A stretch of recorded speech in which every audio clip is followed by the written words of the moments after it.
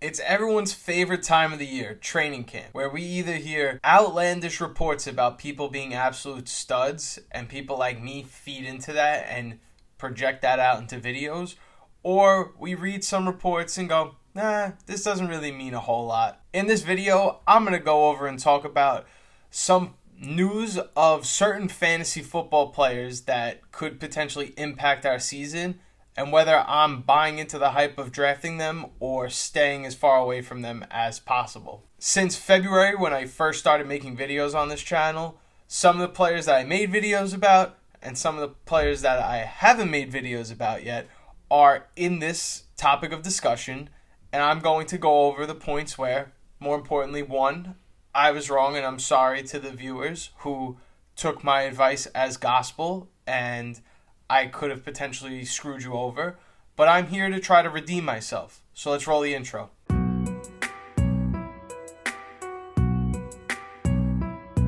First, let's talk about someone that I was 1,000% wrong about, and that's Kimani Vidal. Now, I personally have went on the record and said Kimani Vidal could potentially be a league winner in fantasy football in 2024, only because the sustainability of somebody like J.K. Dobbins, who hasn't played many games in his career, and the one-dimensional style of running that Gus Edwards provides would create an opportunity for somebody else to come in and vulture a lot of this volume. But let me just hold my L and say that I was wrong. Whether it was injuries in training camp to Kimani Vidal or that he's just flat out not good, I feel like it would be wrong for me to die on the hill of something that I predicted instead of coming out and saying, you know what, guys, I was wrong. Reports are coming out now that Kimani Vidal could potentially not even make the 52-man roster. So in terms of drafting him as a late round stash, I'm completely off the boat now because I haven't heard anything good about Kimani Vidal since early July when I was getting on the train and hyping him up and saying that this is somebody we need to stash. A lot has changed over the last month, or if you consider it 2 months since it was the beginning of July when these reports started coming out.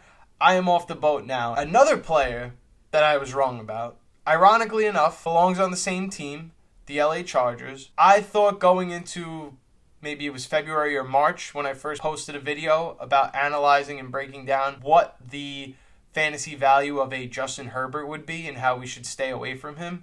Somehow, some way, the fantasy community is dethroning him even less valuable than what I already could have imagined he was. Being that he's not even a top 12 quarterback being drafted, and now reports are coming out that he's out of the walking boot and on pace and on track to play in week 1, Justin Herbert goes back to actually being a value somehow, which is crazy to think about because just a few years ago, he was widely considered a top 5, top 6 quarterback in fantasy. I still may have doubts and concerns in terms of Harbaugh's scheming of the Chargers offense and how many times they're going to throw the ball. That may not change.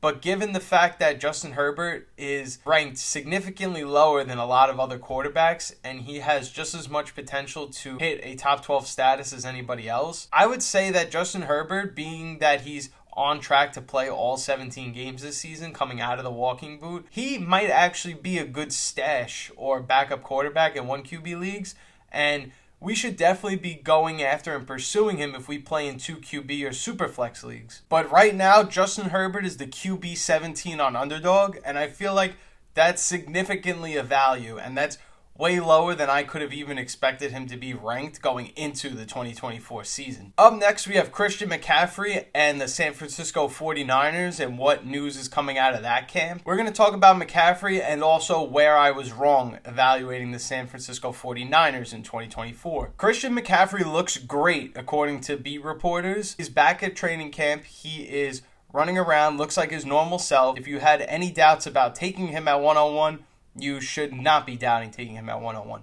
Me personally, I still am a little higher on Tyreek Hill and CeeDee Lamb. If you wanted a wide receiver, I'm totally okay with taking a wide receiver at 101. I feel like they're going to probably score more fantasy points than Christian McCaffrey, especially if you play in PPR. But if you are someone that wanted to draft Christian McCaffrey, you should continue to feel good about drafting him and taking him at the 101. And if he lands lower in your draft than 101 and are considering taking him, you definitely should. Where I was wrong in evaluating the San Francisco 49ers is I felt that Isaac Guerendo was somebody that would make a lot of noise in training camp and end up being the number 2 running back on the depth chart. And due to injury, or maybe it's just another case where he's not skilled enough like Kimani Vidal, I was wrong about Isaac Guerendo. Believe it or not, the running back 2 is probably not going to be Elijah Mitchell, but there are a lot of strong reports that are alluding to Jordan Mason being the number 2 guy. So if you draft Christian McCaffrey, you're worried about his injury concern, don't feel like you have to reach and take somebody like Elijah Mitchell, who probably is a higher ADP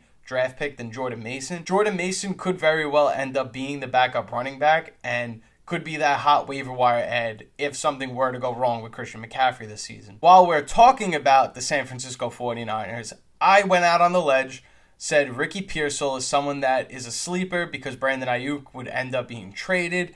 And being that Aiyuk hasn't been traded, and as the days go on and he has not been traded as I predicted, I feel like at this point it's pretty safe to say that the more time that elapses, the more days that go by without a trade being reported, that it's more likely that Brandon Aiyuk ends up staying with the 49ers. This doesn't mean that Ricky Pearsall is a bad draft pick, but this does mean that I'm not willing to reach and take Ricky Pearsall significantly before his ADP like I was willing to do a month ago. I still believe he has a good chance of at least making it onto the field and showing flashes of how great he can be.